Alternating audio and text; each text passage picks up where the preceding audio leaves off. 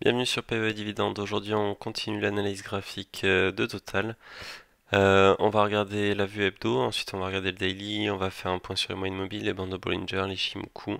On va regarder aussi le super trend, les indicateurs qui sont le RSI, le stochastique et le MACD. On va regarder comment on peut rentrer en position sur le titre Total à court terme.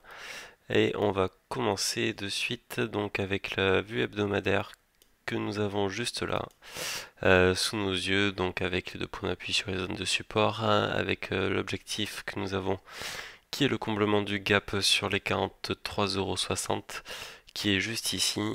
On a vu qu'on a percé la résistance, qu'on était passé au-dessus et nous sommes en ce moment en train de faire une bougie donc de consolidation à la suite du dernier point haut qu'on avait eu sur les 42 € juste ici. Et on va regarder ce que ça donne donc avec la M7 donc on est au-dessus de la M7 qui est elle montante. On est aussi au-dessus donc de notre M20 et de notre M50 qui sont donc toutes les trois ascendantes. Et on va regarder notre M200 qui elle se situe juste au-dessus ici du niveau du gap. Donc l'objectif haussier que nous avons. Alors on avait un objectif dans la dernière vidéo qui était à 42 €, donc qui était la règle du balancier avec ici notre zone de résistance, donc qui a été atteint. On voit qu'on a corrigé derrière, mais l'objectif haussier reste toujours celui-ci. Néanmoins, on voit sur la vue hebdo qu'on se rapproche quand même de plus en plus de cette M200, et cette M200, elle, est descendante. Donc plus on va s'en rapprocher, plus il va falloir faire attention. On va regarder maintenant ce que nous donnent les bandes de Bollinger. Les bandes de Bollinger sur la vue hebdomadaire donc sont en train de se resserrer. Donc elles étaient en parallèle haussière les semaines précédentes et là on a ici la bolle supérieure qui est en train de revenir vers l'intérieur et va faire office de résistance sur les cours sur le niveau des 42 € juste ici. Donc on a notre bolle inférieure pardon, qui est en train de remonter. Donc les bandes sont en train de se resserrer et on va pouvoir regarder maintenant ce qui se passe sur l'Ishimoku. Donc l'Ishimoku, on a notre nuage qui est plat, voire même descendant, et nous avons donc notre Kijun et Tenkan qui sont en train de monter petit à petit, mais qui ne sont pas toutes les deux repassées au-dessus donc du nuage. On va regarder notre super trend aussi. Le super trend donc on avait cassé à la hausse au mois de mai, on était venu le chercher au mois d'octobre, on a rebondi dessus, donc on l'a déjà testé. Et le niveau de support avec le super trend se trouve maintenant au niveau des 33,64 €. Donc voici pour la vue hebdo, on voit qu'on est tout proche de l'objectif, qu'on a fait de belles oscillations, qu'on a passé cette fameuse résistance ici qui nous avait bloqué depuis le mois de novembre.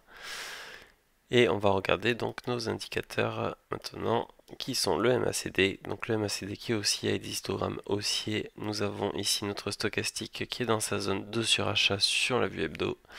Et nous avons le RSI qui vient de passer sa ligne de 70%. Donc il vient de sortir de la zone de surachat et qui est en train de se diriger donc vers le signal des 50%. Donc un petit affaiblissement sur le RSI en vue hebdo. Allez, donc maintenant qu'on a vu ça, qu'on a dégrossi un petit peu la situation, on va passer sur une vue journalière. Et en journalier, on va reprendre nos moyennes mobiles, donc notre M7, notre M20, notre M50 et notre M200. Donc on voit qu'on a toujours notre M200 qui est montante, notre M50 qui est montante également, notre M20 ici qui est montante et la M7 qui elle est descendante depuis 5 bougies. 1, 2, 3, 4, depuis 4 bougies, pardon. Et on est revenu donc toucher notre M20 comme on avait vu précédemment. Il fallait surveiller une réaction sur la M20. Si jamais on rebondissait dessus, il fallait éventuellement rentrer à l'achat durant la journée de vendredi pour pouvoir viser ici le fameux comblement de gap. Je vous avais dit que je rentrerais potentiellement sur ce niveau-là. Je l'ai pas fait. Je l'ai pas fait parce qu'il y avait d'autres signaux qui étaient un petit peu plus inquiétants pour moi, notamment la chute du prix du baril de pétrole qui a pris une claque de 8% quand même en clôture jeudi soir. Donc voilà, c'était pas forcément un bon signal. Donc je suis pas rentré là pour l'instant, c'était juste un suivi de rebond technique sur le baril, donc je ne suis pas rentré sur Total. Euh, donc voilà, on a quand même eu une réaction, on a quand même clôturé au-dessus de la M20. On va passer maintenant aux bandes de Bollinger avec notre M7. Donc on voit que les bandes, elles aussi, sont en train de se resserrer, qu'on va pouvoir osciller tranquillement entre les 42 euros et les 38 euros, sans autre objectif haussier ou baissier plus important. On peut naviguer ici sans trop de volatilité. Ensuite, on va avoir notre Ichimoku. Alors l'Ichimoku, lui, est toujours dans un nuage ascendant. Hop, on retrouve notre Tenkan qui est descendante. On a clôturé 3 fois en dessous de la Tenkan. On peut venir rejoindre ici notre Kijun qui se trouve sur les 38,16. Et la Tenkan, elle, est sur les 40,86 € comme on peut le voir. Donc voilà, on peut osciller ici. En sachant que maintenant, étant donné que la Tenkan est descendante, elle peut servir ici de résistance. Comme on l'a vu, nous avons aussi notre M7 qui peut jouer un niveau de résistance à peu près sur le même niveau de prix.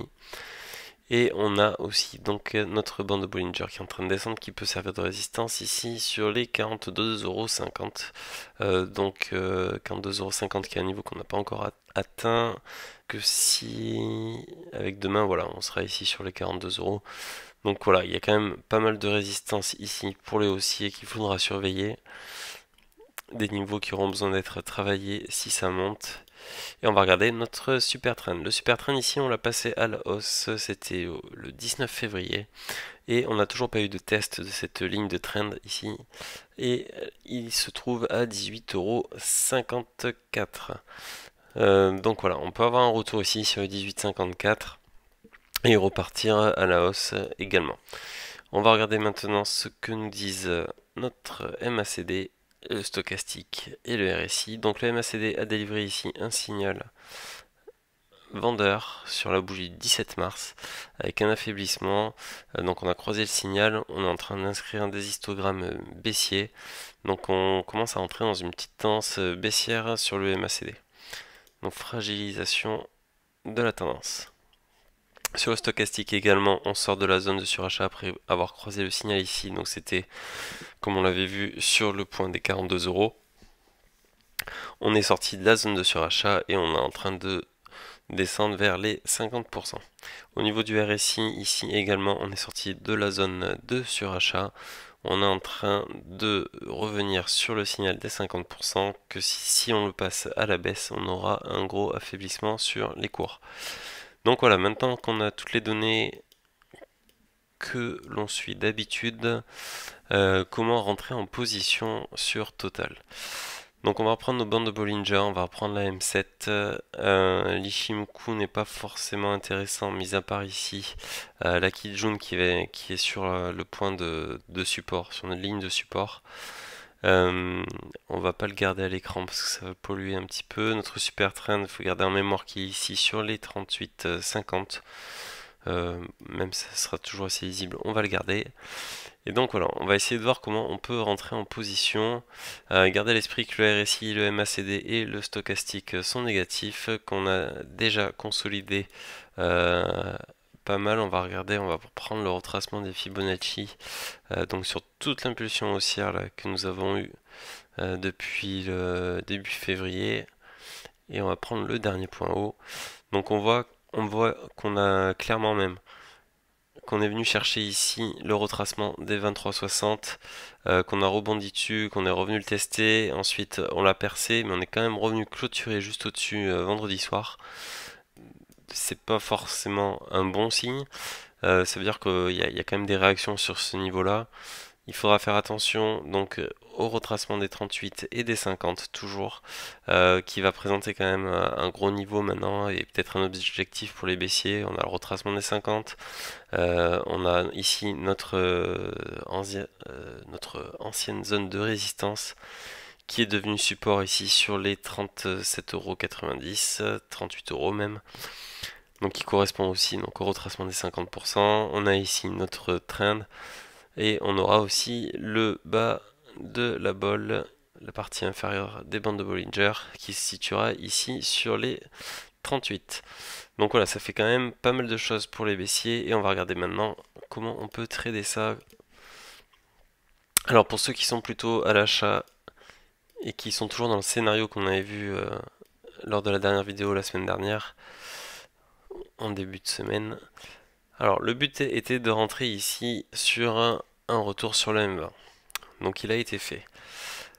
Le stop à poser. Donc dans l'idéal, le stop à poser, il faudrait le mettre ici en dessous donc de notre zone de support. On peut aussi bien le placer en dessous de notre super trend ou en dessous de retracement à 38% ou sinon tout simplement encore plus serré juste sous le dernier plus bas qu'on a fait là ici vendredi. Donc si on met un stop ici assez serré et qu'on vise donc dans un premier temps un retour, hop, un retour sur les derniers plus hauts, on aurait un ratio gain-risque qui serait satisfaisant. Donc on va reprendre des unités inférieures, on va prendre 100 unités. Donc on aura 100 euros de perte pour 174 euros de gain, donc 1,7 sur le ratio gain-risque. On va essayer de voir ce que ça pourrait donner si on vient combler donc ce gap. On se pose toujours dessous au cas où. Et ce qui nous ferait un ratio de 1 pour 3. Donc les acheteurs seraient en bonne position si il y avait une confirmation de ce rebond sur la M20. Pour ceux qui seraient plutôt... Non, on va continuer ici en plaçant un stop un petit peu plus éloigné peut-être. Donc si on le place ici en dessous de notre zone de support, on aurait un ratio de 1 pour 1. Donc ceux qui sont rentrés en journée ici ont optimisé donc ce ratio et ce qui a été un bon point d'entrée pour eux. Pour ceux qui ont plutôt un biais baissier, ben, toujours pareil, on vise un retour ici sur notre zone de support. On met le stop au-dessus des derniers plus haut, donc on aura la M7 qui jouera un rôle de résistance, on aura notre bol qui sera vers ici qui jouera aussi un rôle de résistance, et ce qui nous ferait un ratio gain-risque quasiment de 1 pour 1, pardon, non, hop, donc ouais, même supérieur, on serait à 200 euros de perte pour 250 de gain, donc ce qui est aussi un bon ratio, avec une amplitude un petit peu plus importante là peut-être, pour les baissiers, pour se protéger. Hop, ouais, ça va être compliqué de placer un stop plus serré que de le placer au-dessus du dernier point haut. Donc voilà, pour les entrées en position, toujours un peu plus favorable au haussier qu'au baissier. Par contre, on voit très bien que les ratios gain-risque sont à peu près équivalents aussi bien pour les haussiers que pour les baissiers. Donc ça risque de se jouer surtout à une tendance de marché, aux news et aux fondamentaux. Donc à surveiller les prix du pétrole aussi également, ce qui se passe entre la Chine, les États-Unis, les taux d'intérêt aussi qui sont en train de remonter. Voilà, surveiller tout ça. On est sur des points hauts sur le marché. On a clôturé en dessous des 6000 points qui était un seuil psychologique sur le CAC 40. On peut très bien aller plus bas. À vous de regarder les niveaux de correction avec les Fibonacci, les lignes de support pour voir s'il y aurait des points d'entrée en corrélation avec le CAC 40 et l'action de Total. Pour l'instant, comme je vous ai dit, je suis pas rentré. J'espère que le cours pourra descendre un petit peu plus la semaine prochaine pour pouvoir éventuellement essayer de prendre des lignes proportionnellement en fonction proportionnellement dans le temps, c'est-à-dire je vais essayer d'entrer sur plusieurs niveaux si l'occasion se présente sur le titre Total. Voilà, en attendant, je vous remercie de m'avoir suivi sur la vidéo. N'hésitez pas à liker, partager, commenter et je vous retrouve dans une prochaine analyse. Merci, bonne journée.